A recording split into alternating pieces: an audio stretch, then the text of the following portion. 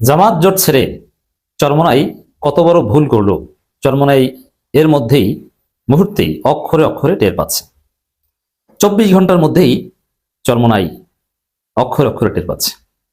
দর্শক, চরমোনাইয়ের লোকজন দল ছেড়ে জামাতে যোগ দিচ্ছে এবং সাংগঠনিকভাবে চরমোনাই জামাতকে দায়ী করছে, জামাত ইসলাম থেকে দূরে সরে গেছে। কিন্তু চরমোনাইয়ের অনেক বড় বড় সেলিব্রিটিরা তারা এতে নারাজ। তারা বলছে যে না, এটা ঠিক হচ্ছে না।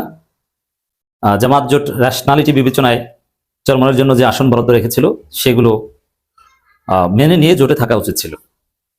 কারণ চরমোনাইয়ের মধ্যে যাদের শুভবুদ্ধি আছে, যারা ইমোশনাল নয়, যারা পলিটিক্স বোঝে, তারা মনে করছে, এবং এটা আমি তো আগেই বলেছি, জামাত জোট ছাড়ার মধ্য দিয়ে চরমোনাই কার্যত নির্বাচনী রেস থেকে ছিটকে পড়লো এবং রাজনীতিতে অ্যাটলিস্ট 12 ফেব্রুয়ারি পর্যন্ত অপ্রাসঙ্গিক হয়ে পড়লো যদি তারা জোটে ফিরে না আসে।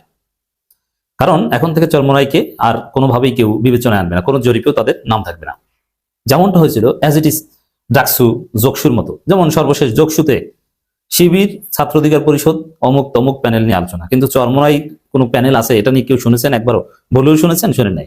এরকম জামাত জোট থেকে বের হয়ে যাওয়ার কারণে চরমোনাই নামের কোনো দল নির্বাচনী রেসে আছে এটা আপনি আলোচনায় শুনবেন না। এটা চরমোনাইয়ের যারা রাজনীতি বুঝে তারা বুঝতে পেরেছেন।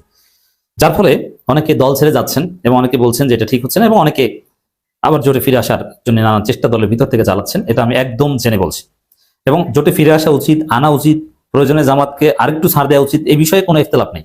অবশ্যই শত আপত্তি সত্ত্বেও, চরমোনাই ত্রুটি বিচ্যুতি থাকা সত্ত্বেও জোটে তাদেরকে ফিরিয়ে আনার জোরালো চেষ্টা করা দরকার, এবং আসলেই ভালো। জামাতের অনেকে বলেন যে চরমোনাই এই সমস্যা সেই সমস্যা। আরে ভাই, এই সমস্যা সেই সমস্যা না থাকলে তো তারা জামাতেই করতো। সমস্যা আছে বলেই তো আপনারা দুই দল। তার দৃষ্টিতে আপনার সমস্যা আছে, আপনার দৃষ্টিতে তার সমস্যা আছে। বিএনপির চাইতে কি বেশি আপত্তি? বিএনপির সাথে জামাতের জোট ছিল।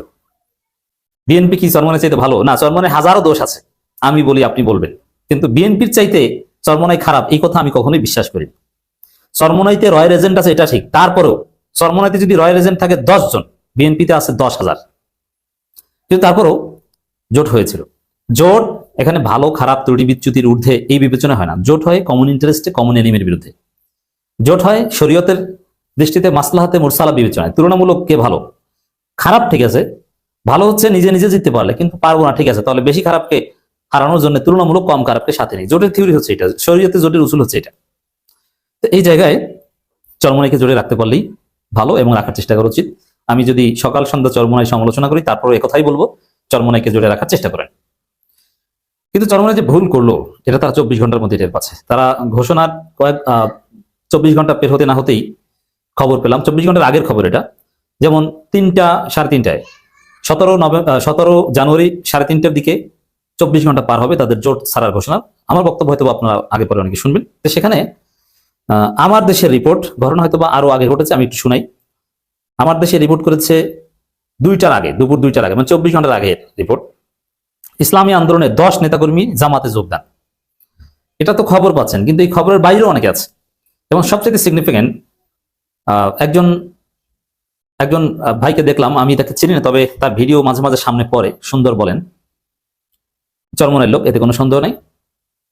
তিনি বলছেন যে ইসলামী দলগুলো এত আসন চায়। দেশে আসলে রাজনীতিতে এখন ধানের শীষ দাঁড়িপাল্লা জোয়ার, দাঁড়িপাল্লা জামাত, এটা আলাদা একটা সিগনিফিকেন্স তৈরি হয়েছে।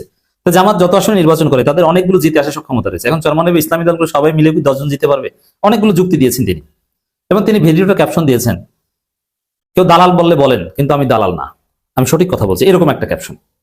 যারা এই যে লোকের কথা বলছি, আমি নামটা জানার চেষ্টা করবো, তাকে আমি চিনি কারণ তার ভিডিও অনেক দেখেছি, কিন্তু ব্যক্তিগত পরিচয় নেই।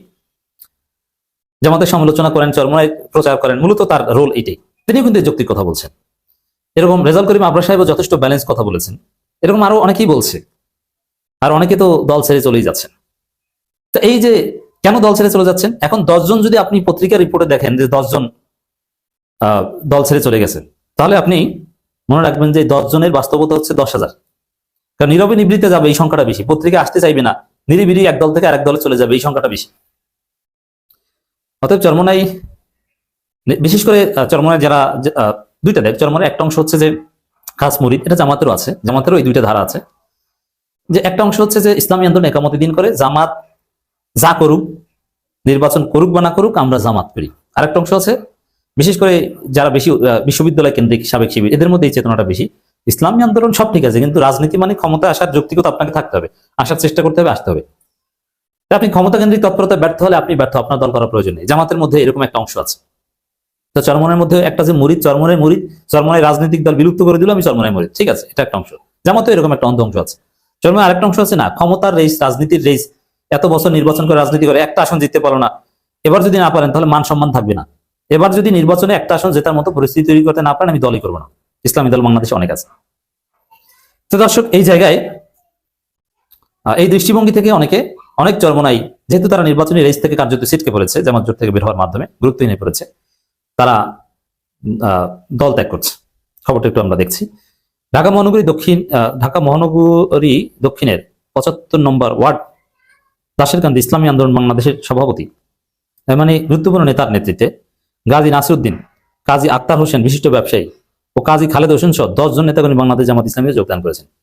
একদম গ্রামের প্রান্তিক পর্যায়ের কোনো মুরিদেরা না, এরা পলিটিক্যাল কনসাস এবং তাদের একটা সোশ্যাল আইডেন্টিটি আছে। তো এই লোকগুলো চরমনাই ক্ষমতা কেন্দ্রিক রেস থেকে, নির্বাচনী তৎপরতা থেকে কার্যত ছিটকে পড়ার ফলে তারা দল ত্যাগ করেছে।